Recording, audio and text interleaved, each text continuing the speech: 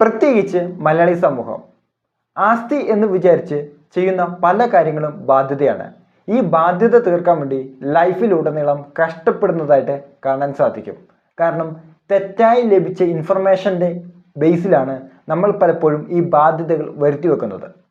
അപ്പോൾ ഇന്നത്തെ വീഡിയോയിലൂടെ എന്താണ് ആസ്തി എന്നും എന്താണ് ബാധ്യതയെന്നും വളരെ വ്യക്തമായി ഏറ്റവും ലളിതമായി ഇന്നത്തെ വീഡിയോയിലൂടെ മനസ്സിലാക്കാം. എൻ്റെ പേര് ആൽബിൻ. ഇതേപോലുള്ള അറിവുകൾക്ക് നിങ്ങൾ വളരെ ഇൻട്രസ്റ്റ് ആണെങ്കിൽ please like, share and subscribe. അപ്പം നമുക്ക് നോക്കാം. നമ്മുടെ പോക്കറ്റിലോട്ട് പണം കൊണ്ടുവരുന്നത് എന്തോ ഇത് ആസ്തിയാണ്. നമ്മുടെ പോക്കറ്റിൽ നിന്നും പണം ചോർത്തുന്നതെന്തോ അത് ബാധ്യതയാണ്. ഒന്നും കൂടെ പറഞ്ഞാൽ, നമ്മുടെ പോക്കറ്റിലോട്ട് എങ്ങനെയാണോ പണം കൊണ്ടുവരുന്നത്, അല്ലെങ്കിൽ ഏതൊക്കെ സോഴ്സ് വഴിയാണോ പണം കൊണ്ടുവരുന്നത്, ഇത് നമ്മുടെ ആസ്തിയാണ്. എന്നാൽ നമ്മുടെ പോക്കറ്റിൽ നിന്നും പണം ചോർത്തുന്നുണ്ടെങ്കിൽ അത് നമ്മുടെ ബാധ്യതയാണ്. അപ്പോൾ ഇവിടെ ഏറ്റവും അടിസ്ഥാനമായി നമ്മൾ ചെയ്യേണ്ടത് ബാധ്യത കുറയ്ക്കുക, ആസ്തി വർദ്ധിപ്പിക്കുക. അതായത് നമ്മുടെ പണം ചോരുന്നത് കുറയ്ക്കുക, പണം നമ്മുടെ പോക്കറ്റിലോട്ട് കൊണ്ടുവരുന്ന മാർഗങ്ങൾ വർദ്ധിപ്പിക്കുക. ഇതാണ് ഏറ്റവും അടിസ്ഥാനമായി ചെയ്യേണ്ടത്.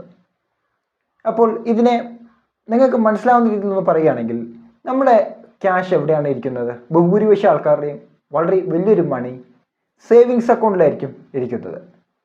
എന്നാൽ സേവിങ്സ് അക്കൗണ്ടിൽ ക്യാഷ് നിൽക്കുന്ന സമയത്ത് ഒന്ന് നിങ്ങളെ അലട്ടുന്ന ഏറ്റവും വലിയ പ്രശ്നം എന്ന് പറയുന്നത് ഇൻഫ്ലേഷനാണ്. അതായത് ഇന്ന് നിങ്ങൾ 150 രൂപയ്ക്ക് പെട്രോൾ മേടിക്കുന്നു എന്ന് വിചാരിക്കുക.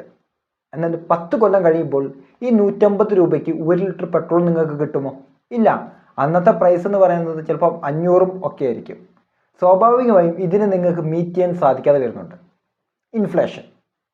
അടുത്തതായിട്ട് ഓരോ വർഷവും മെയിൻ്റെനൻസ് ചാർജ് എന്ന വണ്ണം ചെറിയൊരു എമൗണ്ട് ബാങ്ക് നമ്മുടെ കയ്യിൽ നിന്ന് പിടിക്കുന്നുണ്ട്. സ്വാഭാവികമായി എന്ത് ചെയ്യുന്നു? ഈ ക്യാഷ് ഓരോ പ്രാവശ്യം കുറഞ്ഞു വരുന്നുണ്ട്. അതായത് നമ്മുടെ പോക്കറ്റിൽ നിന്നും ക്യാഷിനെ കൊണ്ടുപോകുന്നു. എന്നാൽ അതിന് പകരം നമ്മൾ ഈ ക്യാഷ് മ്യൂച്വൽ ഫണ്ടിലോ സ്റ്റോക്ക് മാർക്കറ്റിലോ നിക്ഷേപിക്കുകയാണെങ്കിൽ വാല്യൂ വർദ്ധിപ്പിക്കാൻ സാധിക്കും, അല്ലെങ്കിൽ നമ്മുടെ ക്യാഷിനെ നമുക്ക് വർദ്ധിപ്പിക്കാൻ സാധിക്കും. അതായത് നമ്മുടെ പോക്കറ്റിലോട്ട് കൂടുതൽ ക്യാഷ് നമ്മൾ കൊണ്ടുവരുന്നു. അപ്പോൾ ഇതെന്താണ്? ആസ്തിയാണ്, അസറ്റാണ്. മറ്റൊരു എക്സാമ്പിളോട് പറഞ്ഞുതരാം. ലോൺ എടുത്ത് ഒരു കാറ് വാങ്ങിക്കുന്നു. ലോൺ എടുത്ത് കാറ് വാങ്ങിക്കുന്ന സമയത്ത് എന്ത് ചെയ്യുന്നു? കാറ് നമ്മുടെ മുറ്റത്തുണ്ട്, നമുക്ക് ആവശ്യമുള്ളപ്പോഴൊക്കെ ഓടാം. എന്നാൽ ലോൺ അടയ്ക്കാൻ വേണ്ടിയിട്ട് ലൈഫിലുടനീളം നമ്മൾ കഷ്ടപ്പെടുന്നു. ഇത് ബാധ്യതയാണ്. എന്നാൽ അതിനെ സംബന്ധിച്ച് ഒരു ട്രാക്ടർ, അഗ്രികൾച്ചർ ആവശ്യത്തിന് വേണ്ടി ഒരു ട്രാക്ടർ വാങ്ങിച്ചിരുന്നു. അതിലൂടെ നമ്മൾ വരുമാനം ജനറേറ്റ് ചെയ്യുന്നു. ഇത് ആസ്തിയാണ്. കാറ് വാങ്ങിക്കുകയാണെങ്കിൽ, ലിമിറ്റഡ് എഡിഷൻ കാറ് വാങ്ങിക്കുകയാണെങ്കിൽ ഇത് അസറ്റാണ്.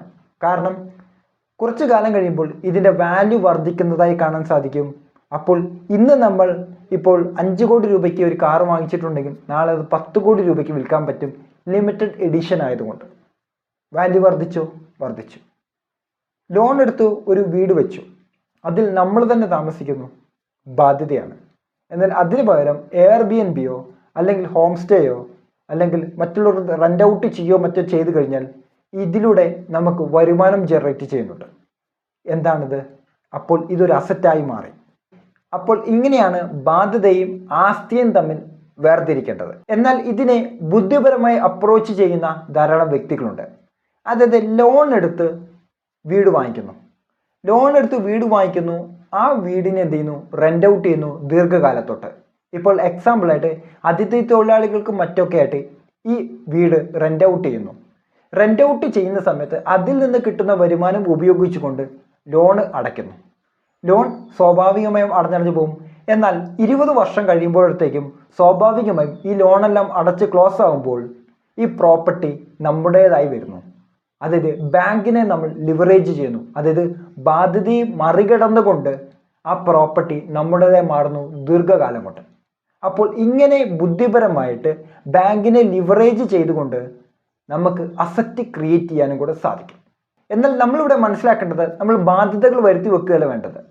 മറിച്ച് നമുക്ക് കിട്ടുന്ന പണം ഉപയോഗിച്ചുകൊണ്ട് നമ്മൾ വെൽത്ത് ക്രിയേറ്റ് ചെയ്യുകയാണ് വേണ്ടത്, അല്ലെങ്കിൽ ആസ്തി വർദ്ധിപ്പിക്കുകയാണ് ചെയ്യേണ്ടത്.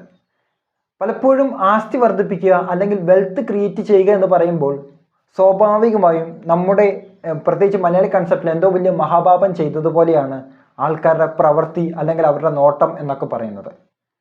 ഒറ്റ ചൊല്ലേ ഉള്ളൂ, ഞാൻ എൻ്റേതായ രീതിയിലേക്ക് ഞാൻ അതിനെ ട്രാൻസ്ലേറ്റ് ചെയ്യാം. അതായത് ആപത്ത് കാലത്ത് കാപത്ത് വെച്ചാൽ നമുക്ക് പറ്റാത്ത കാലത്ത് നമുക്ക് കുറേ തിന്നാൻ പറ്റും, അതേപോലെ തന്നെ നാട്ടുകാർക്ക് വിതരണം ചെയ്യാൻ പറ്റും. രണ്ടുണ്ടെങ്കിലേ ഒന്ന് കൊടുക്കാൻ പറ്റൂ, ആദ്യം രണ്ട് വേണം, എന്നാലേ ഒന്ന് കൊടുക്കാൻ പറ്റത്തുള്ളൂ. എക്സാമ്പിളായിട്ട് വയനാട്ടിലെ നടന്ന ഉരുൾപൊട്ടൽ തന്നെ എടുത്താൽ മതി. സാധാരണക്കാരെ ആൾക്കാർ 1000ഉം 500ഉം കൊടുത്ത സമയത്ത് വെൽത്ത് ക്രിയേറ്റഡ് ആയിട്ടുള്ള ആൾക്കാർ വളരെ വലിയൊരു എമൗണ്ട്, അല്ലെങ്കിൽ 25 വീട്, 150 വീട്, അല്ലെങ്കിൽ 150 ഏക്കർ പ്രോപ്പർട്ടി, ഇവയെല്ലാം തന്നെ കൊടുക്കാൻ സാധിച്ചത് എന്തുകൊണ്ടാണ്? അവർക്ക് വെൽത്ത് ക്രിയേറ്റ് ചെയ്യാൻ സാധിച്ചത് കൊണ്ടാണ്. അതുകൊണ്ടാണ് അവർക്ക് വളരെ വലിയൊരു എമൗണ്ട് ഡൊണേറ്റ് ചെയ്യാൻ സാധിക്കുന്നത്. അപ്പോൾ ഇത് നമ്മൾ കാണാതെ പോകരുത്. അതുകൊണ്ട് നമ്മളിവിടെ ചെയ്യേണ്ടത്, നമ്മൾ എപ്പോഴും വെൽത്ത് ക്രിയേറ്ററായി മാറണം, ഇല്ലെങ്കിൽ ആസ്തി വർദ്ധിപ്പിക്കാൻ സാധിക്കണം. ഓരോ മനുഷ്യനും ആസ്തി വർദ്ധിപ്പിക്കാൻ വേണ്ടി ഇന്ന് ധാരാളം ഓപ്പർച്യൂണിറ്റികൾ ഇന്ന് നിങ്ങൾ ഉപയോഗിക്കുന്ന ഈ വീഡിയോ കണ്ടുകൊണ്ടിരിക്കുന്ന ഡിവൈസിലൂടെ തന്നെ സാധ്യമാണ്. അതിന് സ്റ്റോക്സിലായിക്കോട്ടെ, റിയൽ എസ്റ്റേറ്റിലായിക്കോട്ടെ, അല്ലെങ്കിൽ ബോണ്ടിലായിക്കോട്ടെ, ഇങ്ങനെ ഡിഫറെൻറ്റ് മെത്തേഡുകൾ ഉപയോഗിച്ചുകൊണ്ട് നിങ്ങൾക്ക് തന്നെ ചെയ്യാൻ പറ്റും. ബോണ്ടുകൾ ഇൻവെസ്റ്റ് ചെയ്ത് കഴിഞ്ഞാൽ, നല്ല നല്ല ബോണ്ടുകളിലൊക്കെ ഇൻവെസ്റ്റ് ചെയ്യുന്നെങ്കിൽ മന്ത്ലി നിങ്ങൾക്ക് വരുമാനം കിട്ടുന്ന നല്ല നല്ല ബോണ്ടുകൾ. സ്റ്റോക്സിലാണെങ്കിലോ ആ കമ്പനിയുടെ ഓഹരി പങ്കാളിയെ മാറുന്നു. ആ കമ്പനി എത്രത്തോളം ലാഭമുണ്ടാക്കുന്നു അതിൻ്റെ ഒരു ഓഹരിയുടെ ഒരു നിശ്ചിത പേഴ്സൻറ്റേജ്, അല്ലെങ്കിൽ ആ ലാഭവിഹിതത്തിൻ്റെ നിശ്ചിത പേഴ്സൻറ്റേജ് നിങ്ങൾക്ക് കിട്ടും. അതേപോലെ തന്നെ കമ്പനി എത്രത്തോളം വളരുന്നു, അപ്പോൾ അതിനനുസരിച്ച് ആ നിങ്ങൾ വാങ്ങിച്ച ഷെയറിൽ വരുന്ന മാറ്റത്തെ ബേസ് ചെയ്തുകൊണ്ട് നിങ്ങൾ ചെറിയ വിലയ്ക്ക് വാങ്ങിക്കുന്നു, ഉയർന്ന തുകയ്ക്ക് വിൽക്കുകയാണെങ്കിൽ എത്ര എമൗണ്ടാണ് നിങ്ങൾക്ക് ലാഭമായി വന്നത്, അത് നിങ്ങളുടെ ആസ്തിയാണ്. ഇനി റിയൽ എസ്റ്റേറ്റിലാണെങ്കിലോ നിങ്ങൾ പ്രോപ്പർട്ടി വാങ്ങിക്കുക, അതിൽ വാല്യൂ ആഡ് ചെയ്യുക, മറിച്ച് വിൽക്കുക, ഇല്ലെങ്കിൽ റെൻ്റ് ഔട്ട് ചെയ്യുക. ഇനി റിയൽ എസ്റ്റേറ്റിൽ ഇൻവെസ്റ്റ് ചെയ്യാൻ വളരെ വലിയൊരു എമൗണ്ട് വേണം, അതും പറ്റിയില്ലെങ്കിൽ റിറ്റ്സ് ഉണ്ട്. അപ്പോൾ റിറ്റ്സിലേക്ക് നിങ്ങൾക്ക് ഇൻവെസ്റ്റ് ചെയ്തുകൊണ്ട് ഇതിലൂടെയും വരുമാനം ഉണ്ടാക്കാൻ നിങ്ങൾക്ക് സാധിക്കും. ഇങ്ങനെ ഇഷ്ടംപോലെ ഓപ്പർച്യൂണിറ്റികൾ നമ്മുടെ മുമ്പിലുണ്ട്. പലപ്പോഴും നമ്മൾ വെൽത്ത് ക്രിയേറ്റ് ചെയ്യാൻ ആഗ്രഹിക്കുന്നില്ല, അല്ലെങ്കിൽ അതെന്തോ മഹാപാപം എന്നുള്ള രീതിയിൽ ചിന്തിക്കുന്നതുകൊണ്ടാണ് പലപ്പോഴും മലയാളികൾ ആസ്തി എന്ന് വിചാരിച്ച് ചെയ്യുന്ന പല കാര്യങ്ങളും നിലവിൽ ബാധ്യതയിലോട്ട് പോകുന്നത്. അപ്പോൾ ഈ വീഡിയോ വളരെയധികം ഉപകാരമായെങ്കിൽ please like, share and subscribe. അടുത്ത വീഡിയോയിൽ മറ്റൊരു ടോപ്പിക്കുമായി നമുക്ക് വീണ്ടും കാണാം. ബൈ.